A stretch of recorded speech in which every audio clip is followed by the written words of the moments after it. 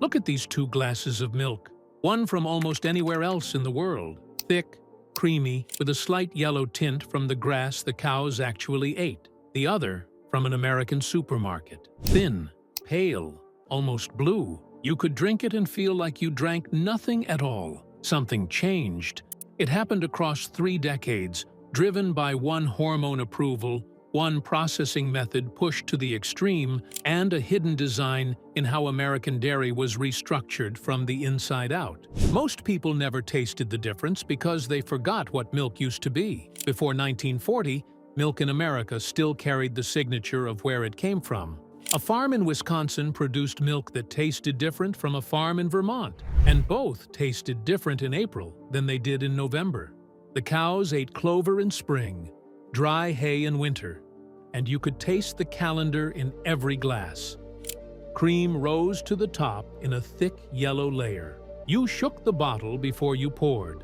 Children walked glass bottles back to the porch for the milkman to collect. And the milk inside those bottles spoiled within days because it was alive with the bacteria and enzymes that made it taste like something. That was normal. Milk was local. Milk was seasonal. Milk meant something specific. Then came the scandal that made America terrified of its own milk supply.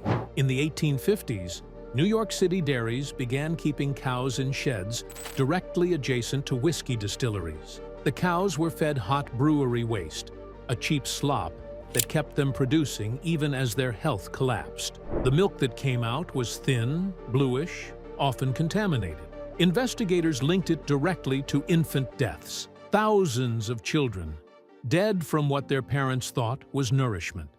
That trauma embedded itself into American food policy for the next century. Safety became the only thing that mattered.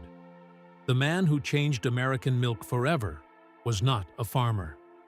Nathan Strauss was a department store magnate, co-owner of Macy's, and by 1893 he had become obsessed with one idea: pasteurization.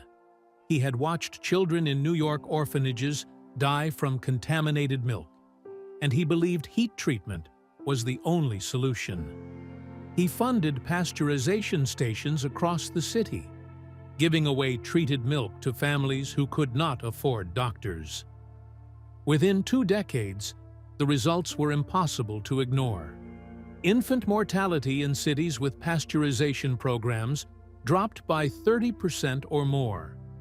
By 1917, most major American cities had mandated pasteurization for commercial milk sales. The process was simple. Heat milk to 72 degrees Celsius for 15 seconds, just long enough to kill tuberculosis, typhoid, and brucellosis. It worked, it saved lives, and it began the process of stripping milk of everything except safety. The enzymes that gave raw milk its complexity broke down. The bacteria that created subtle regional flavors died. Pasteurization was never designed to make milk taste better. It was designed to make milk not kill you. What almost nobody discusses is what happened next. By the 1930s, the American dairy industry had adopted a second process that would finish what pasteurization started: homogenization. Milk was forced through tiny openings at extreme pressure, shattering the fat globules so small they could never rise again. No more cream on top. No more shaking the bottle. Every sip identical to the last. This was not marketed as a compromise. It was marketed as progress. Uniformity became the product. The dairy industry had learned something that would define American food for the next century. Consumers did not want surprise. They wanted predictability. They wanted a gallon in Ohio to taste exactly like a gallon in Florida. The consequences cascaded through the entire system. Once milk could be homogenized and pasteurized into sameness, there was no longer any reason to buy local. Regional dairies that had served single counties for generations could not compete with processing plants that bottled hundreds of thousands of gallons per day and shipped them across state lines. Small farms sold their herds.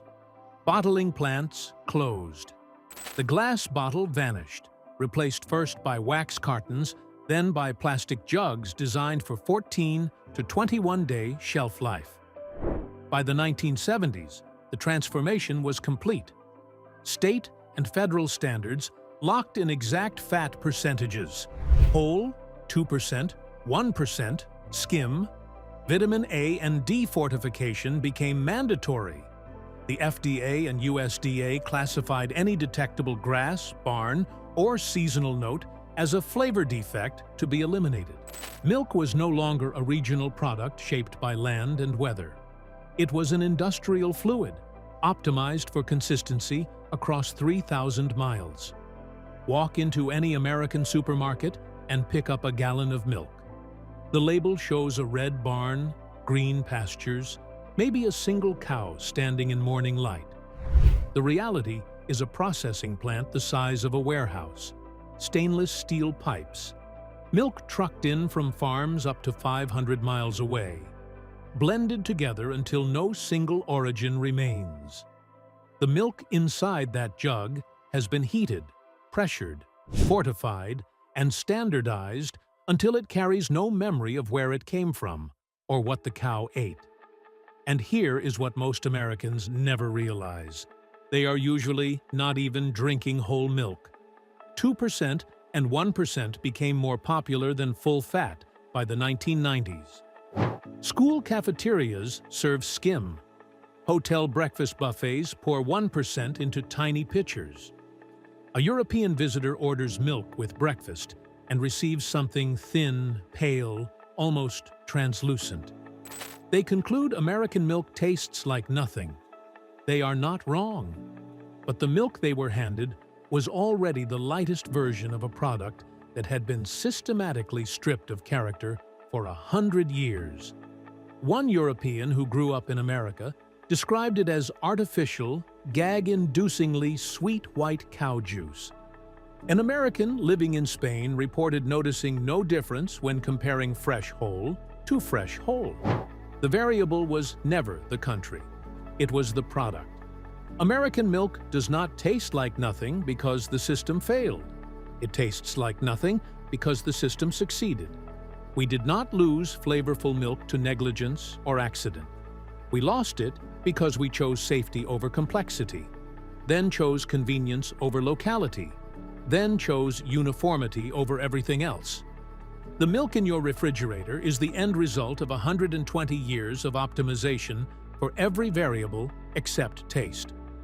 Go to any supermarket and read the nutrition label. Vitamin A palmitate, vitamin D3. The fortification is still there, filling in for what processing removed. Maybe the question is not why American milk tastes like nothing. Maybe it is whether we ever decided that was a problem worth solving. If this kind of story interests you, there is a video right here about what happened to American bread and why the ingredient list got so long.